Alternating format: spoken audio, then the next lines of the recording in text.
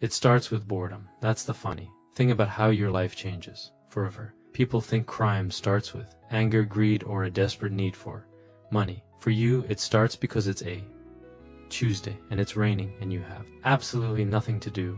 You're sitting in your bedroom chair. You scroll through social media, people bragging about their weekends and the news. Then you remember a video about the dark web, and a curiosity itches at the back of your brain. You can't get there with Chrome or Safari. You need a digital mask. You download Tor. When you use the normal internet, your computer shouts, "Hello, I am here. This is my house." When you use Tor, your signal bounces from your house to France, to Brazil, to Japan. It makes you invisible. You type in a website that looks like a string of randomized nonsense and hit enter. The screen loads slowly. It looks like a website from the 1990s. No fancy graphics, just text. It's a marketplace like Amazon, but they aren't selling books. They are selling data, passwords, secret documents, software glitches that let people break into phones. You see a listing, employee, database, major tech company, price 5 Bitcoin, hundreds of thousands of dollars. You sit back. You realize something dangerous. You are a coder. You know how to find things like this. You tell yourself you don't want to sell drugs or weapons. But information feels clean. It's just ones and zeros. You decide to try it just once. You spend a week writing a bot that scour the internet for abandoned servers, basically computers that companies forgot to turn off. You find one belonging to a defunct gaming studio. Inside is the source code for a game that was never released. You make an account on Market. Name, Ghost Key. You list the code for $1 Bitcoin. Then you wait. You go to school. You eat dinner with your parents. You act normal when you check your computer. Later there's a notification. Item sold. You verify the wallet. The money is there. You feel a rush stronger than any video game victory you created. Value out of thin air. You are smarter than the system. You do it again. You find a list of passwords for a streaming service. It sells in 10 minutes. But you realize a problem. The marketplace owners take a 10% fee. You think, why should I pay them? I'm the one finding the goods. That is the moment the idea plants itself. You don't want to be a seller. You want to be the owner. You want to be the king. Building a dark web marketplace is hard. You can't hire a web designer. You spend your summer break coding, building a site you call the vault. You create a rule. No violence, no physical items, only digital goods. You tell yourself this makes you a good criminal. You launch the vault. At first, it's a ghost town. In the criminal world, trust is currency, so you lie.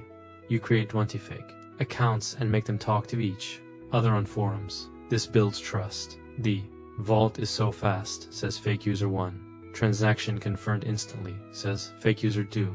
It works. Real people sign up. The first month you make $15. By the 6th month you are making $20.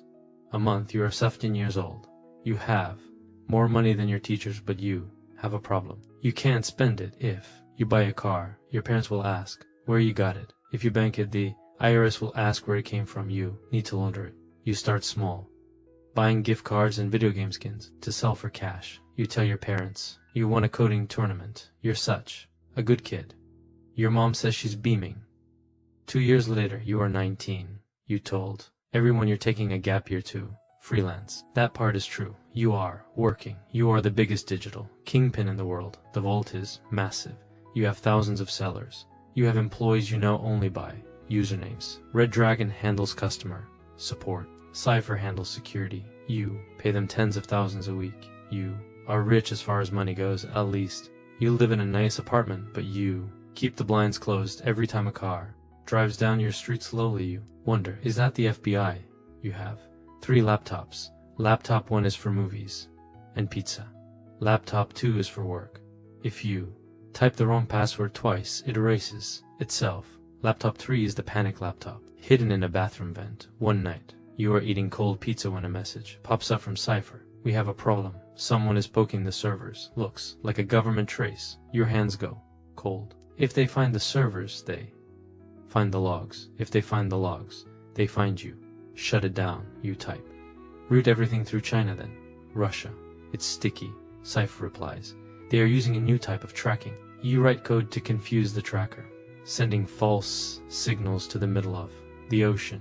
After 3 hours, the attack stops. We're clear. Cypher says you're sick to your stomach. You're 19, but you feel 40.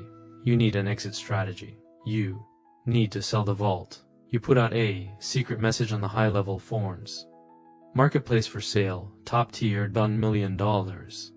A buyer contacts you. I have the money, he messages, but I need to meet you. No meetings, you reply. Digital transfer only, too much money involved. I need to know you aren't the police. You compromise on a video call, using voice changers and black screens. Impressive operation, he says. Why are you selling? You are the king. I'm tired, you say. I want to retire. Retirement is nice, but no one really retires from this life. The call ends. 5 minutes later, $10 million in Bitcoin hits your wallet. You transfer. The admin writes, you are free. You sit in silence. You're rich. You're safe. You got away with it. You wipe laptop 2.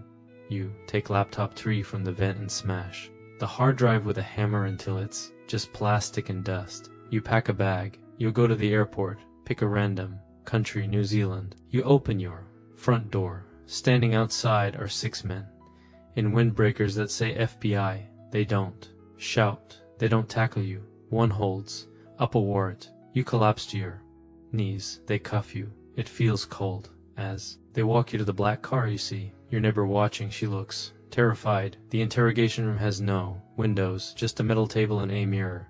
A man in a gray suit walks in. He slides a photo across the table. It's a picture of you in a coffee shop 2 years ago. We've been watching you for a long time, he says. How? You whisper. People make mistakes. He slides another photo. It's a picture of Cypher. Cypher isn't a hacker in Russia. The agent says. Cypher is Agent Miller. He's sitting in the next room. Your world shatters. The guy you trusted with your life was a Fed. And Red Dragon, you ask, voice shaking. Agent Johnson, we infiltrated your operation 6 months in. We let you keep going to catch the buyers, the big fish. So the guy I just sold to, he doesn't exist. That was us. We bought the site so we could seize the servers legally. You feel sick. You were a puppet. You thought you were the king, but you were just a pawn. You are looking at 30 years, the agent says. Minimum. You put your head in your hands. 30 years. You will be 50 when you get out. Your life is over. The agent taps the table. Unless you look up. Unless you come work for us. We have a new unit, cyber defense. You help us. Catch the real bad guys, the ones selling weapons and hurting people. And maybe the judge goes easy on you. So I have a choice. Prison or a job. Exactly. You take a deep breath. You nod. Okay, I'll do it. The agent smiles and reaches out to shake your hand. Welcome to the team. He snaps his fingers. Suddenly, the world dissolves. The walls melt. The agent's face blurs into pixels. The metal table vanishes. Everything goes black. Then, bright white text appears. In the darkness, simulation complete. Subject, candidate 199. Scenario, the kingpin. Result, failure. You blink, eyes adjusting to a bright room. You feel a weight on your head and pull off a heavy VR headset. You are not in an interrogation room. You are not 19. You're 25. You are sitting in a glass office. A woman in a lab coat stands in front of you holding a tablet. She looks disappointed. How did I do? You ask groggy. The memories of the money, the fear, the arrest. They felt so real moments ago. You failed. Candidate 2009, the woman says coldly. Failed? This was an ethics test, she replies. We are the Cyber Defense Agency. We hire hackers to protect the country.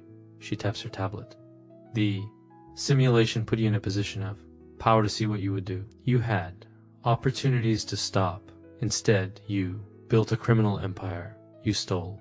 You laundered money. But I agreed to help. The FBI at the end. Only when you were caught, she snaps. You only did the right thing when you had no choice. That is not integrity. That is survival. We need people who do the right thing when no one is watching. The simulation showed that your paranoia wasn't guilt about hurting people. It was just fear of getting caught. You look at the headset in your hands. It felt so real.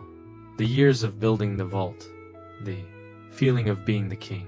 It was all just a complex program designed to test your soul, and you failed. Please leave. Your badge at the desk, the woman says. You are not suitable for this agency. You walk out of the building. The sun is shining. It's a real Tuesday. You check your bank account on your phone. It has $400 in it. You drive home and sit at your computer. You download Tour, type in a website, and hit enter. Then you think, man, this marketplace could use some updating.